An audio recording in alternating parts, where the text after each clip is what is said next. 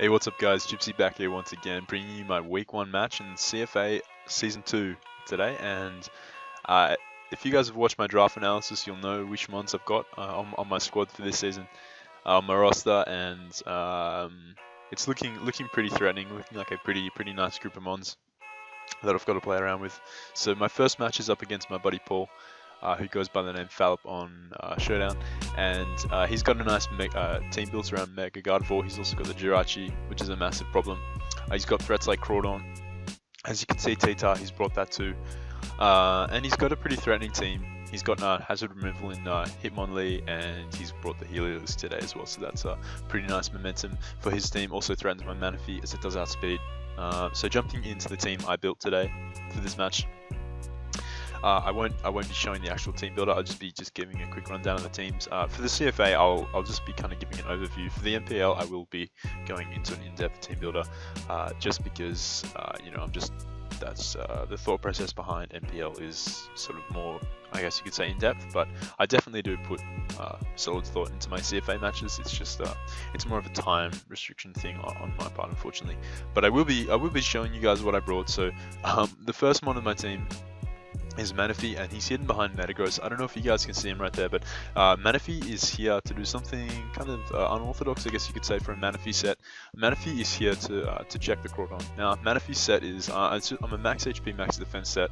I'm itemless, meaning Crawdon's knockoff will not do over 50% to me. Adamant Life Orb Crawdon is just such a monster. Druddigon takes over 50% from a knockoff, even though I am like fully physically defensive, so that is not the answer. But a Rain Dance Rest, Scald, and Ice Beam Manaphy is a pretty nice check. And although I'm not carrying Energy Ball, which seems kind of weird because it is my answer to Crawdon, Scald still does a ton. I can get the burn, I can heal up, and basically I just need chip damage on the Crawdon, because my mons on the rest of the team can actually take it on pretty effectively, as you'll see once we get into the sets. But yeah, so as I said, Manaphy's mainly here to check the Crawdon. It can also check like a Dragon Dancing Tyranitar with Scald, catch some burns.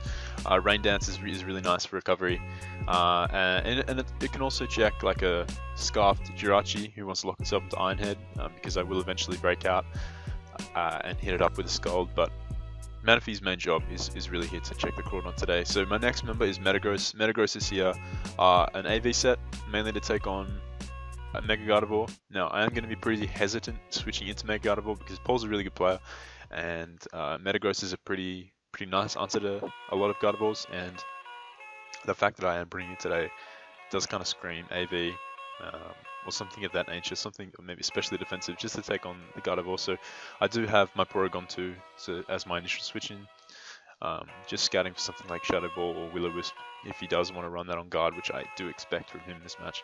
But with my spread, I'm not too hit KO'd by any attack from Gardevoir, and I can deal huge damage with Meteor Mash. Sorry, I'm not running Meteor Mash, I'm running Earthquake, Ice Punch. Ice Punch was for a Salamence. Earthquake is here to hit Jirachi, Tyranitar, Helios for good damage. I've got Hammer Arm for a Tyranitar that wants to set up in my face. Also does big damage to Crawdon. I have the Bullet Punch, and I have the Zen Headbutt, I believe. So my next mon is Lopunny, and Mega Lopunny this week is here to fake out, return, quick attack, and low kick. I'm running an Adamant Nature this week, so my priority is really going to come in clutch. If you can see, Crawdon, Heliolisk, and Hitmonlee are all taken out with a combination of Adamant, Quick Attack, and Fake Out, so that's really nice for this team.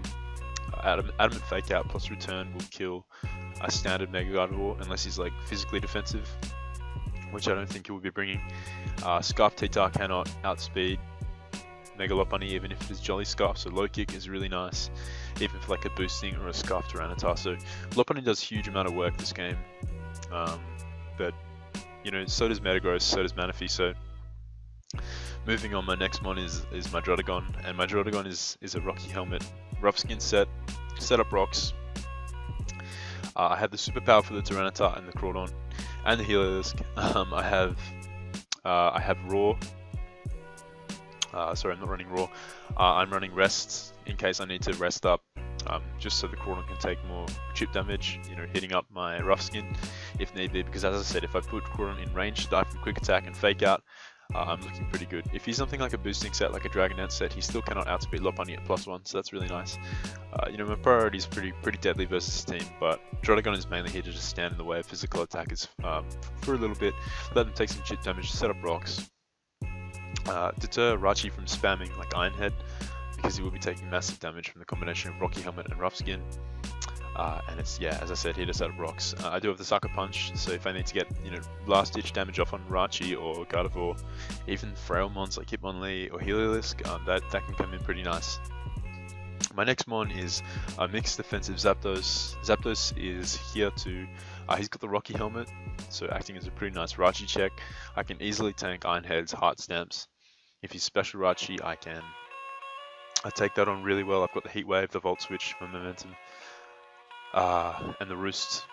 I am running Defog on this set, I believe, because Paul had the capacity to stack hazards, and that's not what I wanted for my team. Lastly, I have my Porygon 2, which is mainly specially defensive, so I can take Focus Blasts easier from a modest Mega Gardevoir. You know, this Porygon is actually carrying Thunder Wave, which will be really nice to slow down threats like a dancing Tyranitar without Lum, or like a modest Mega Gardevoir that wants to do massive damage to my team. As I said, it's also here to be my primary switch in, my original switch in to Mega Gardevoir, because the fact that I have Metagross, Porygon 2 isn't a very good guard check in the sense that guard can run stuff like Taunt, Side Shock, Focus Blast, but it is a kind of nice sort of, it allows me to scout things like Shadow Ball and Will-O-Wisp coming from the Mega Gardevoir, so that's pretty important for this team. Obviously, it doesn't match up too nicely against stuff like Hitmonlee. Crawlon can knock it off, but it's still pretty bulky even without the Eviolite, so I do have T-Bolt for things like Crawlon and the Rachi just to do a bit more damage. But that's essentially the team here, so I'm feeling pretty good about it looking at the matchup right now, but obviously Crawlon is a massive threat. Even though I do have the Manaphy, it's still a monster. I have to kind of determine what Tyranitar set he is, because if he's a dancing Tyranitar and I let my physical checks get weakened, then you know, that could be a potential issue. But I do have a lot of bulk on my side, so I'm not too worried about that. If he's banded, if he's like banded Hitmonlee, that can be another pretty big problem, because Hitmonlee is reasonably fast, and an adamant banded high jump kick can do huge damage to Drotagon, Manaphy, and obviously Porygon 2, so that's something I'm going to have to watch out for. But without further ado, let's jump into the match and see what happens. Leading off, I decided to lead up with my Lopunny because it's a pretty safe lead. It's a pretty safe lead versus all of his team. It allows me to go fake out off, and although it won't do too much to Jirachi, it'll allow me to scout his spread. And so I do just go for the adamant fake out right here. And this damage on Rachi, 12%, confirms that he's actually not invested in HP, leading me to believe he's most likely Scarf, which would make sense because it outspeeds a lot. It outspeeds Mega Lopunny, outspeeds Manaphy, it outspeeds everything on my team. As I don't have any Scarfers, and it's just pretty nice for my team. So right now I switch out, recognizing that he may just stay in Heart Stamp or Psychic. As I go out to my Zapdos, it is a pretty nice check to this Jirachi, as he goes for the Stealth Rock. So right here I see that's pretty clever on Paul's part.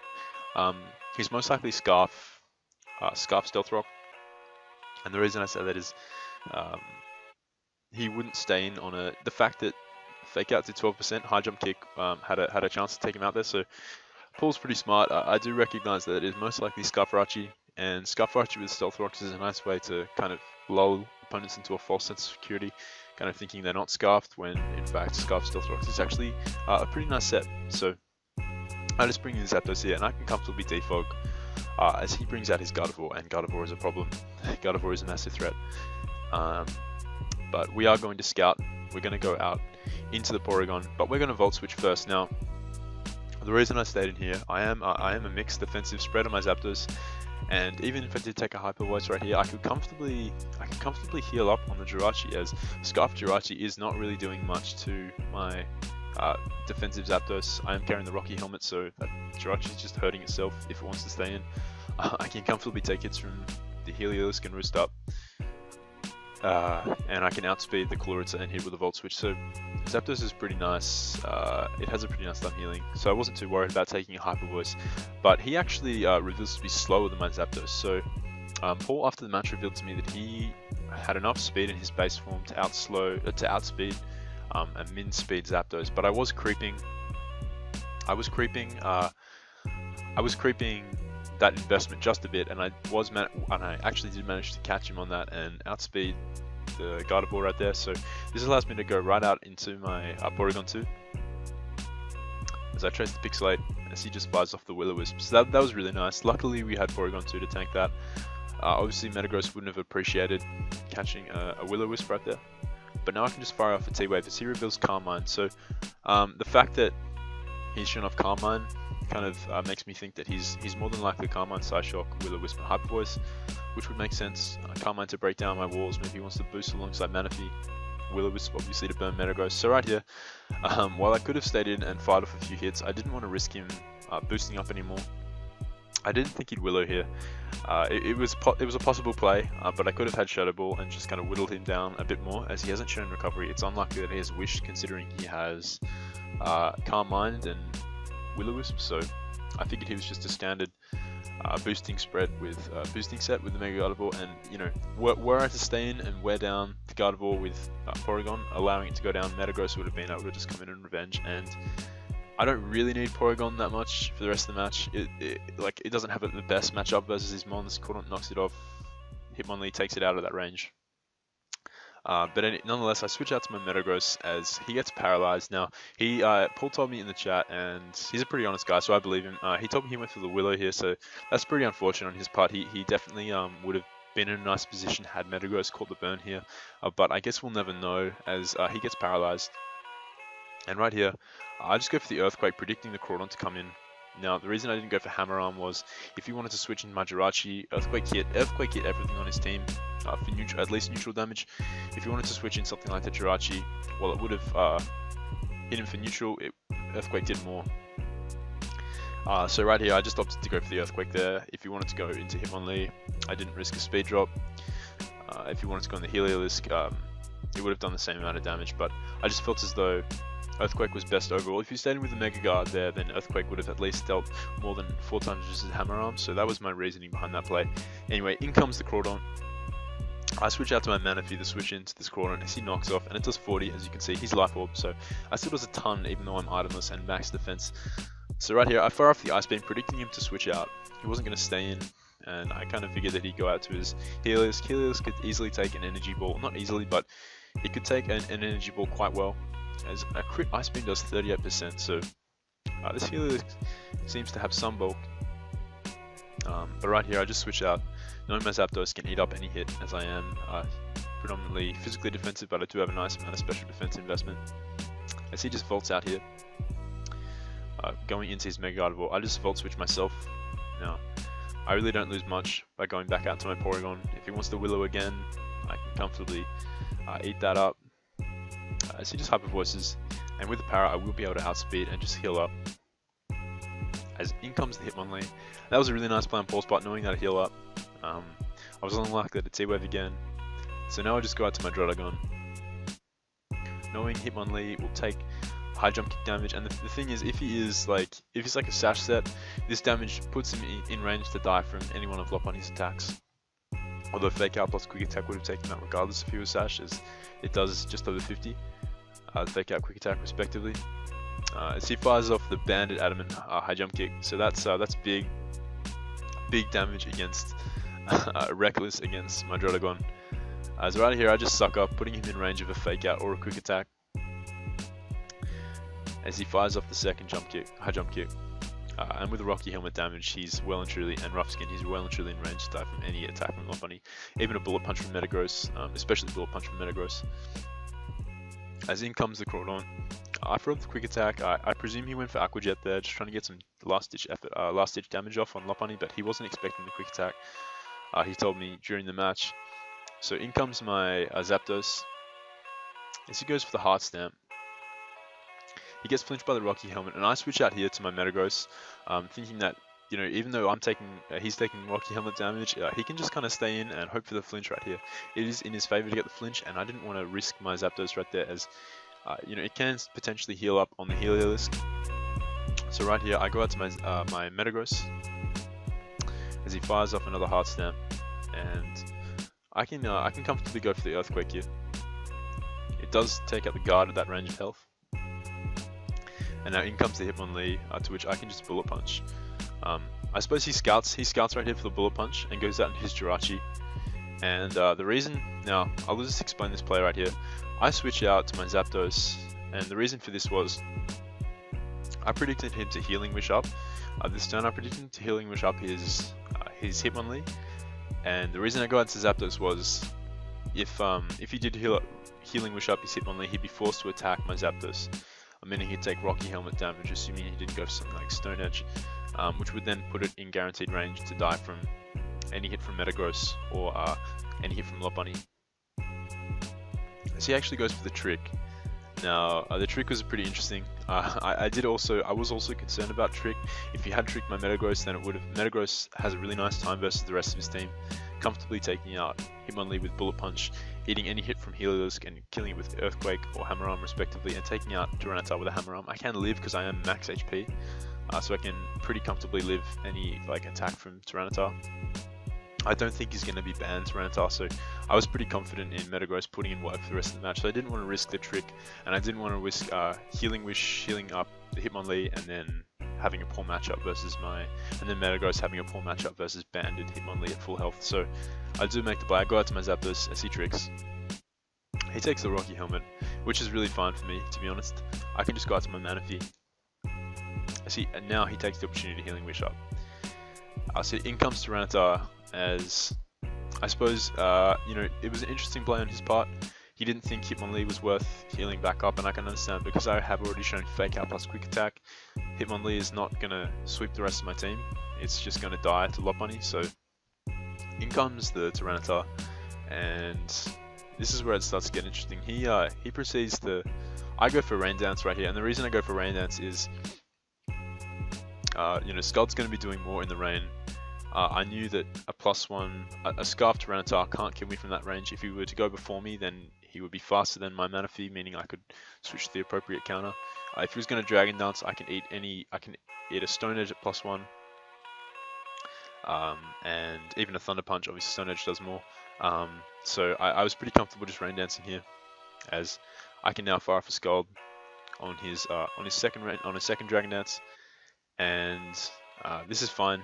I have allowed Tyranitar to boost up, but I do have priority Bullet Punch from Metagross, and I have a Quick Attack plus Fake Out from Lopunny, which actually takes it out after even a burnt Metagross's Bullet Punch. This is where the burn, obviously it would have come into play here. I can just take this Heliolisk out with the Earthquake here, and then proceed to finish off the Hitmonlee with a Bullet Punch. So while the burn, while guard missing the burn, getting parried and not having the opportunity to attempt to burn my Metagross, he would have had to land Willow obviously, but the fact that Metagross didn't get burned was pretty nice, because it meant that I got about just a little bit under 50% off with Crawdon. With the Earthquake, if I had been burnt, it would have done less. However, even a burnt Metagross from that range he wouldn't have taken out Tyranitar. He would have dealt enough damage to Tyranitar. I ran the calcs with a burnt Bullet Punch that Fake Out plus Quick Attack from Mega Lopunny would have taken out Tyranitar at that range of health, and then Lopunny clean the rest of the game with Quick Attack. So that was a really good game versus my buddy Paul. While the hacks was unfortunate, it didn't. We spoke about it after the match. It didn't alter the outcome of the game at all. It just what it did change was differential. So there could have it could have been a 3-0 a win instead of a 4-0 because the Metagross would have gone down to a +2 crunch after failing to take the Tyranitar out with a burnt medium Bullet Punch. So that is definitely unfortunate. However, I don't really feel as though differential is going to be a big thing in our league. Last season we didn't have any races to playoffs. There was no huge competition with regards to differential. There was really high differential, and then there was medium, and then everyone else had low differential. So it's a bit early in the season to tell, but for the most part, I don't think it's really going to matter that much in the long run. Obviously, it sucks for Paul because, one mon down, if it was a 3-0 loss instead of a 4-0 loss, then it would have been, it's easier for him to climb up and get back to neutral. So that really sucks, and you know, hopefully I have no doubt he'll pick it up next week in his next match. Paul's a really good player, and he has a really scary team. So that is it for this match, guys, and I hope you enjoyed my week 1 match. I will be just including some other funny clips that I want to show you guys just quickly after this. But next week we face off against TCMTL, my Season 1 CFA Finals opponent, who we did manage to beat last season. But this season he is rocking a nice bird spam squad. He's got Mega Pincer, he's got Talonflame, he's got Landorus Eye, he's got Crobat, he's got Azelf. You know, this man has absolute power on his team, so that is going to be really interesting for us to take on. I'm really looking forward to the match, and I can't wait to bring it to you guys. So stay tuned if you are interested in more of my CFA matches. They will be coming on my channel as well as MPL content. And that's about it for this battle, and I hope you guys enjoyed.